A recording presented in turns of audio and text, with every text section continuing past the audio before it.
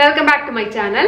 இன்னைக்கு ஒரு சூப்பரான இன்ட்ரஸ்டிங்கான டேஸ்டியஸ்ட் அண்ட் ஈஸியஸ்ட் சாஸ் நம்ம பேக்கிங்ல எல்லாம் யூஸ் பண்றது கேரமல் சாஸ் தான் எப்படி செய்யறது அப்படின்னு பார்க்க போறோம். இது நம்ம பேக்கரிஸ்ல எல்லாம் யூஸ்வலா வாங்குற மாதிரி அந்த அளவுக்கு டேஸ்டியா இருக்கும். ஆனா சுலபமா நம்ம வீட்லயே செஞ்சு முடிச்சிடலாம்.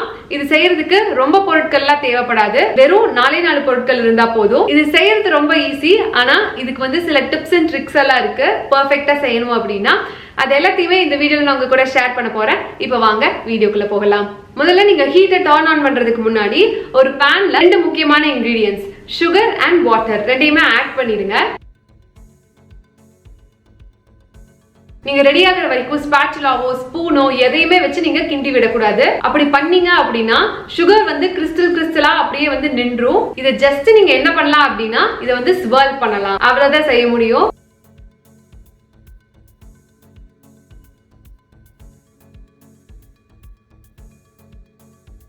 அப்புறம் இன்னொரு முக்கியமான விஷயம், ஃப்ளேமை வந்து எப்பவுமே மீடியம் வச்சுக்கோங்க. இன்ஃபேக்ட் லோ மீடியம் வச்சுக்கோங்க. அதுதான் வந்து இன்னும் பெட்டர். நீங்க லோ மீடியம்ல வைக்கிறப்போ இன்னும் கொஞ்சம் நமக்கு வந்து கண்ட்ரோல் கிடைக்கும். இந்த மாதிரி கொதி வந்து பபிள்ஸ் வர ஆரம்பிச்ச உடனே நீங்க இந்த பேனையே எடுத்து சுத்தி விட்டுக்கிட்டே இருங்க.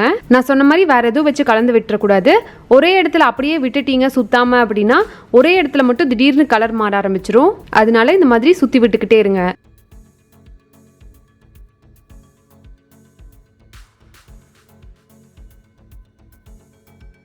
சுகர் கிறிஸ்டல்ஸ் மாதிரி ஃபார்ம் ஆயிடுச்சுன்னா அது கரையிறதுக்கு ரொம்ப கஷ்டமாயிரும். அப்புறம் அது வந்து கட்டி சேர்ந்துருச்சுன்னா பைப்பிங் அப்போ வந்து நாசில் அடைச்சிக்கும். அதனால தான் நம்ம எந்த ஸ்பாச்சுலாவோ ஸ்பூனோ யூஸ் பண்ணாமல் இதை நம்ம மிக்ஸ் பண்ணுறதுக்கு ரீசன்.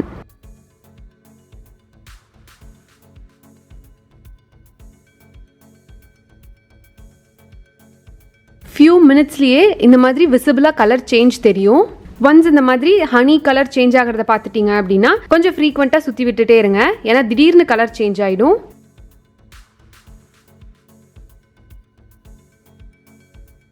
பாருங்க, இந்த மாதிரி ஆம்பர் கலர் வந்துச்சு அப்படின்னா உங்கள் கேரமல் ரெடி ஆயிடுச்சுன்னு அர்த்தம். அதை ஈவனாக எல்லா பக்கமும் சுற்றி ஸ்ப்ரெட் பண்ணிடுங்க.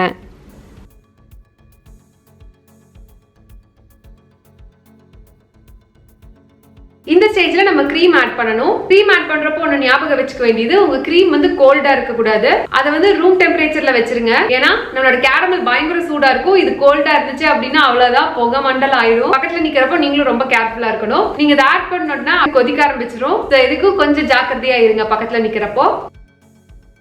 க்ரீம் ஆட் பண்ணிட்டீங்கன்னா உடனே ஒரு விஸ்கோ இல்லை ஸ்பாச்சுலாவோ வச்சு அதை கண்டினியூஸாக கலந்து விட்டுக்கிட்டே இருங்க. சம்டைம்ஸ் லம்ஸ் ஃபார்ம் ஆகிறதுக்கு சான்ஸ் இருக்கு. இப்போவும் நான் லோ ஃப்ளேமில் தான் வச்சிருக்கேன். இந்த மாதிரி திரும்ப கொதிக்க ஆரம்பிச்ச உடனே ஒரு 1/4 டீஸ்பூன் உப்பு சேர்த்திக்கிறேன். அப்புறம் ஒரு நல்ல கிளாசி ஃபீல்காக நான் 3 டேபிள் ஸ்பூன் பட்டர் ஆட் பண்றேன். சேர்த்திட்டு எந்தவித கட்டி சேராத மாதிரி அதையும் ஒரு பிஸ்கை வச்சு நல்லா கலந்து விட்டுருங்க.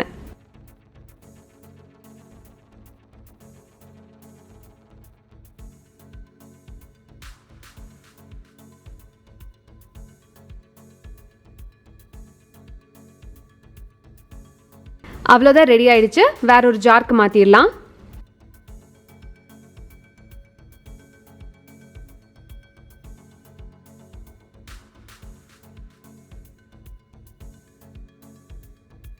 அவ்வளோதான், பர்ஃபெக்டா ரெடி ஆயாச்சு.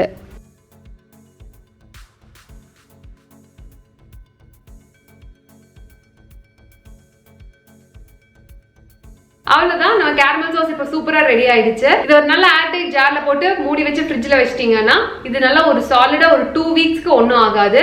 அந்த ஜார்க்கு மாத்திட்டு இதை கம்ப்ளீட்டா ஆற விடணும். இந்த கேரமல் சாஸ் வந்து கேரமல் கேக்ஸ்க்கு இல்ல பட்டர் ஸ்காட்ச் கேக்ஸ்க்கு இந்த மாதிரி எதுக்கு வேணாலும் நீங்க ஆட் பண்ணிக்கலாம். ரொம்ப ரொம்ப ஒரு டேஸ்டியான ஈஸியான ரெசிபி. ஸோ நீங்களும் ட்ரை பண்ணி பாருங்க. ட்ரை பண்ணி பார்த்துட்டு உங்க ஃபீட்பேக்கை கமெண்ட்ஸ்ல லீவ் பண்ணுங்க. என்ன எங்காவது பர்சனலா ஃபாலோ பண்ணுவோம் அப்படின்னு நினைச்சீங்கன்னா இதான் இன்ஸ்டாகிராம் ஐடி ஹரிணி பாபராஜ், என்ன ஃபாலோ பண்ணலாம். நான் உங்களை இன்னொரு வீடியோல இன்னொரு இன்ட்ரெஸ்டிங்கான ரெசிபியோட மீட் பண்றேன். அது வரைக்கும் பாய்.